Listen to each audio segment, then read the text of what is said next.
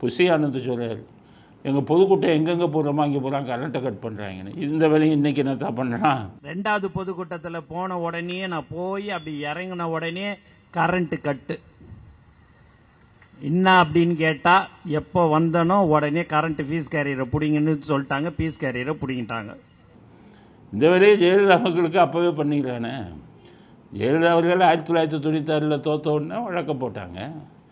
உயர் நீதிமன்றத்துக்கு இங்கே ட்ரையல் கோர்ட்டு அங்கே இருந்தது, நீதிமன்றம். அங்கே பாவம் வருவாங்க அவங்களால படிக்கட்டு ஏற முடியாது, அவங்களுக்கு உடம்பு பெருசுங்கிறது தெரிஞ்சுக்கிட்டு ஆற்காடு வீராசாமி மின்சாரத்துறை அமைச்சராக இருப்பார். கருணாநிதி ஃபோன் பண்ணி அங்கே இருக்கிற இதில் உளவுத்துறையில் இவங்க எங்கே போனாங்க எங்கே வராங்கன்னா அவங்க கரெக்டாக சொல்லுவாங்க. சார் கோர்ட்டுக்கிட்ட போயிட்டாங்க, லிஃப்ட்டுக்கு நிற்கிறாங்கம்மா. அதோ வீராசாமி கரண்ட்டை கட் பண்ணு, அந்த லேடி லிஃப்ட்டுக்கு நிற்கதான், படிக்கட்டை நடந்து போகட்டும். சொன்னவர் யார்? கருணாநிதி தானே. செய்தவர் யார்? ஆற்காடு வீராசாமி தானே. கஷ்டப்பட்டு 2 பேர் தோளில் கையை பிடிச்சிக்கிட்டு 2 மாடிக்கு படியில் ஏறி போனவர் தான் ஜெயலலிதா. கரண்ட்டை கட் பண்ணுறது இன்றைக்கி கலாச்சாரமா? இவங்க கலாச்சாரமே அது தானே.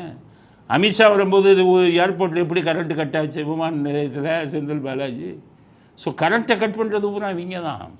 இப்படி தான் பண்ணுவான், கீழ்த்தரமான ஆளுங்க. அதனால் புஷி ஆனந்த் புதுசாக புலம்புனீங்கன்னா என்ன அர்த்தம்? இது திராவிட கலாச்சாரம், இதுதான் திராவிட மாடல்.